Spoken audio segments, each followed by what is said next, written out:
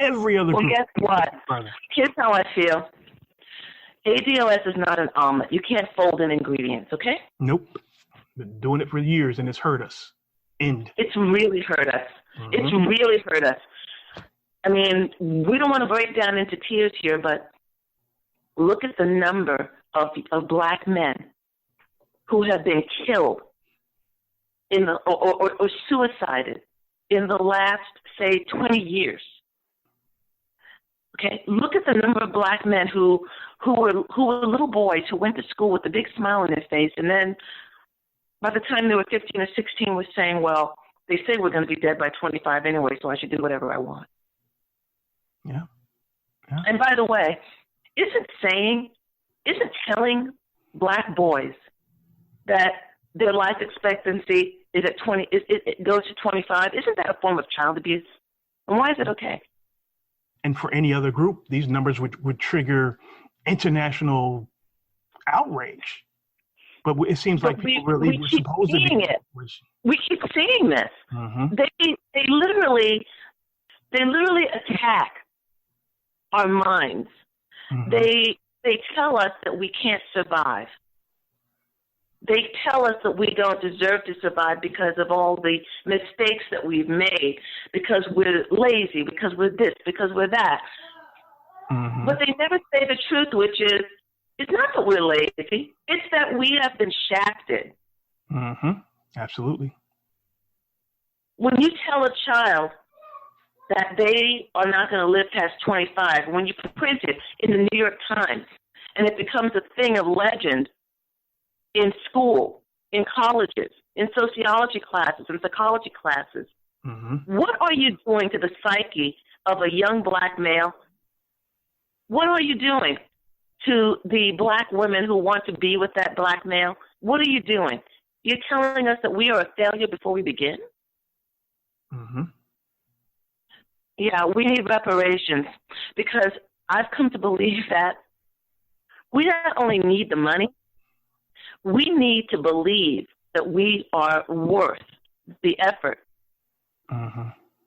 And that's a big problem with a lot of black people who aren't supporting reparations. They figure it's more trouble than it's worth because it's not going to happen, you know. And they're also being pressured constantly. Mm-hmm.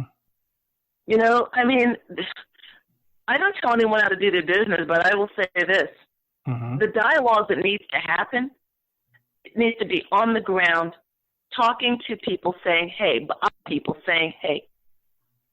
do you believe that there's a place for you in this country, in this government? And if you don't, tell me why. We're a lot more intelligent and articulate than people give us credit for, and the answers to those questions are not going to be what they expect. No, not at all. And it's infuriating, like you said. You know, we supported Bernie. We've gotten people to support Bernie. We've written about him. We've talked about him, and we talked about his time in the civil rights movement. All these things, and he turns out for us, he's just like everybody else. And only not only is he just like I won't say he's like everybody else, but I will say he disappointed me in a way that I didn't expect. Mm-hmm. Which means what? That I elevated him to an unrealistic level? I don't think it was unrealistic based on what we know of, what we thought we knew of Bernie. I don't think it was unrealistic, because I guess I say that now because I was with you. I was like, hey, sooner or later he's going to flip. Because there were just, everything points towards him flipping. His civil rights past, the fact that the black vote is what he needs to undermine Biden, because that's his only real problem is Biden. I can tell you this: if Bernie loses to Biden,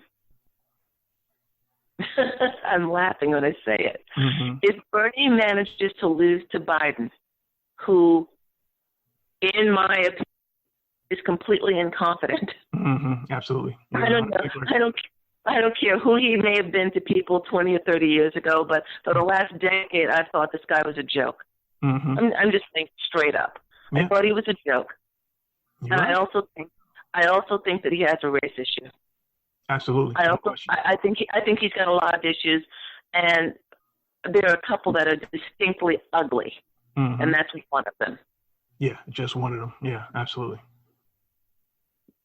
So if Bernie manages to lose to Biden, that's on Bernie. That's not on me. That's not on my ADOS family. That is nothing other than Bernie and the rigidity of his refusal. He's bowing to something greater than us as his constituents, and that's his choice. I just, for curiosity's sake, would like to know what is that greater thing, because I'm not going to let go of that. There's something greater happening here that they're bowing to. Why? The adamant refusal to address and acknowledge that we deserve this. We earned it, and we deserve it. On the campaign, but I think the shift that Jamion got through his DMs from, I guess, again, from Bernie, I think it's a sign of good things, but I don't know if it's actually going to come to fruition that he's going to shift, number one. And number two, like you said, where is the resistance coming from? Because our votes are so valuable, number one. And number two, he needs those votes like old people need soft shoes, But I think part of the reason is I think his campaign thinks that his coalition is broad enough not to worry about the black vote. And I think it's not showing up in polling. And that's what I told some folks. I said, you need to get folks polling. You need to get these people, these phantom voters that you think you have, you need to get them in those polls. Because if the DNC can show that that the lead was likely between Bernie and Biden was likely insurmountable, if they can shut it on paper, they'll cheat and won't give a shit, right? If Bernie's behind, the last time I checked, he was like 12, 13 points behind Biden on the on Real Clear Politics on their and by the way, he's behind, and only now on his campaign thinking, oh, maybe we should figure out how we can fold, reparations into this. Yeah, but they're not doing it because they believe it. They're not doing it because they're doing what DNC does. They're strategizing. Yeah, and that's exactly what they're doing. They're trying to find a way to deal with it without dealing with it, and that's what they're trying to do, Like right now, Bernie is 10 points behind Biden, still. And you have to wonder, how is that possible? It's the black vote because it's the black vote because of Obama. It's a black vote because of Obama. That's the only reason Biden is viable in the least. Otherwise, he would be gone. Right? Well, guess what? The black vote via Obama is going to give us Trump. Yep. Again. And we're saying it. We've been saying this now for how many months? Yep. They're not going to be able to say, "Oh, we didn't see it coming." We've been saying it. Okay. Damn, Biden. And I said it. A bunch of points. Damn. I have some really, really strong Bernie supporters who are pulling their hair out because they know that this is a wrong move. They believe that reparations have to happen. They believe it with everything in them, and they've said as much. I have supporters who are white, who are Bernie supporters, who have been attacked, and who watched me being attacked because I said, "Wait, this doesn't make sense. This doesn't make sense." How do you look at the number of ADOS voters and say, "Okay, you'll just have to feel your pain a little longer because we've got other things to take care of"? Yeah, exactly. And we're being dismissed. We're being dismissed, and then not only are we being dismissed, which is insulting, we're being told, yes, we're dismissing you, but by the way, you still better show up and vote for our guy. And if you don't, by the way, we're going to do really infantile things. We're going to block you on social media. We're going to come after you. We're going to do all these things, and by the way, you have to forgive us for all of this emotion that we're throwing at you and the nastiness, because at the end of the day, it's on you if the country stinks. Yeah. Well, I'm sorry. As far as we're concerned, as far as my mother and her mother and the country thrived and they sank. Does not anybody understand? Someone's cracking a whip over us still. Mm-hmm. At will. At will. And they're telling us to like it.